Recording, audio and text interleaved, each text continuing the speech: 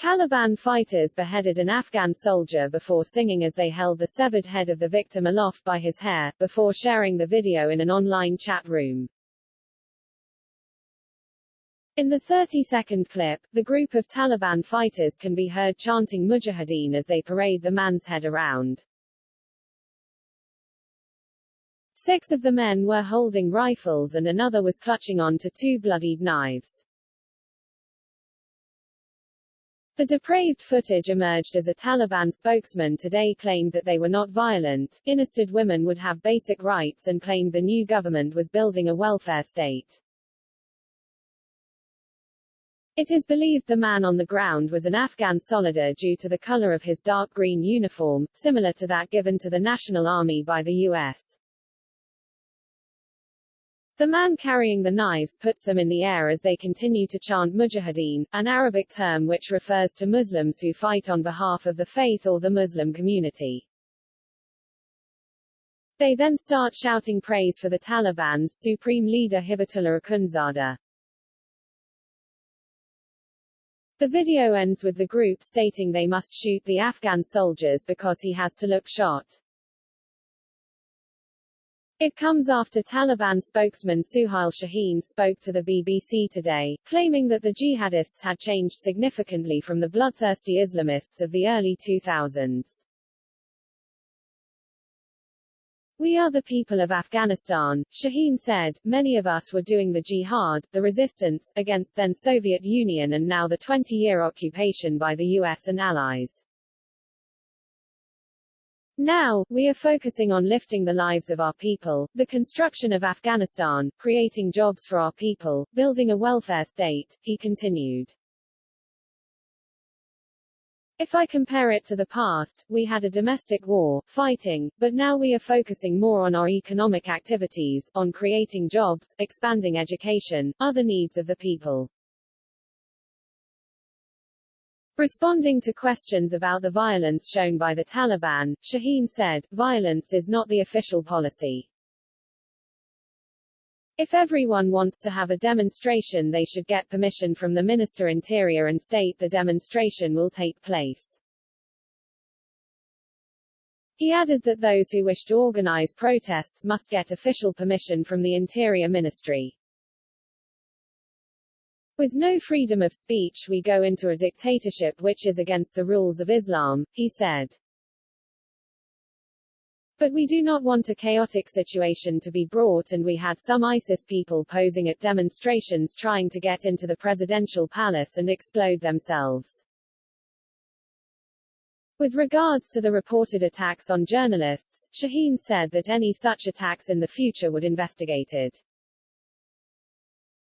The beheading footage emerged just days after Taliban militants executed the brother of one of the Afghan resistance fighters' leaders.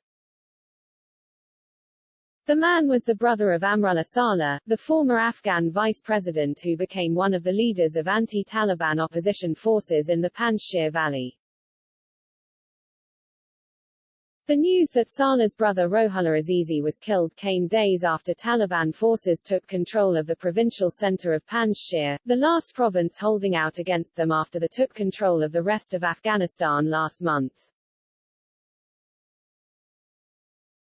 "They executed my uncle," Abdullah Saleh told Reuters in a text. "They killed him yesterday and would not let us bury him. They kept saying his body should rot." The Urdu language account of the Taliban information service Al-Amara said that according to reports Rohullah Saleh was killed during fighting in Panjshir. Saleh, a former head of the National Directorate of Security, the intelligence service of the Western-backed government that collapsed last month, is at large though his exact location remains unclear. The National Resistance Front of Afghanistan, which groups opposition forces loyal to local leader Ahmad Massoud, has pledged to continue opposing the Taliban even after the fall of Panjshir's provincial capital Bazarak. The news of Rohullah Saleh's execution comes after the UN warned the Taliban have started carrying out reprisal killings. The UN envoy for Afghanistan Deborah Lyons said there had been credible allegations of targeted killings despite the many statements granting general amnesties. She added Afghan security officials and people who worked for the previous administration were at risk. The Taliban have been at pains to present a reformed image since sweeping to power on August 15, pledging a more moderate brand of rule. But videos and footage from inside Afghanistan have told a different story, showing the militants beating and whipping people on the streets as reports emerged of targeted killings and fighters going door to door searching for blue U.S. passports. Earlier, a second charter flight carrying foreigners out of Afghanistan left Kabul airport, the latest sign Kabul airport is close to resuming commercial operations after the chaotic U.S.-led evacuation ended on August 30. Just over 100 foreigners, including 13 Brits, left Kabul yesterday on a charter flight. The White House has praised the Taliban for being businesslike and professional in allowing the flight to leave. It comes as unconfirmed reports in the capital suggested the Taliban may hold a ceremony to swear in the new government on Saturday, the 20th anniversary of the September 11 attacks that triggered the end of their first stint in power. As news of a resumption in evacuation flights spread, some people gathered at the airport gates, pleading with Taliban guards to get in. "If I can't go, just kill me," said one woman, among a group of women and children each carrying backpacks. Many Afghans in the capital are fearful of a repeat of the hardline Islamist group's brutal and repressive rule from 1996 to 2001.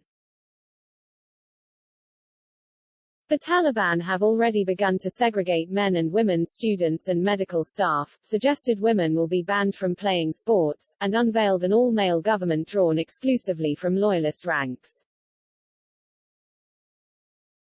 More than 100 passengers were on the Qatar Airways flight that landed in Doha on Thursday evening, 10 days after a mammoth, chaotic airlift of more than 120,000 people came to a dramatic close with the U.S. pullout.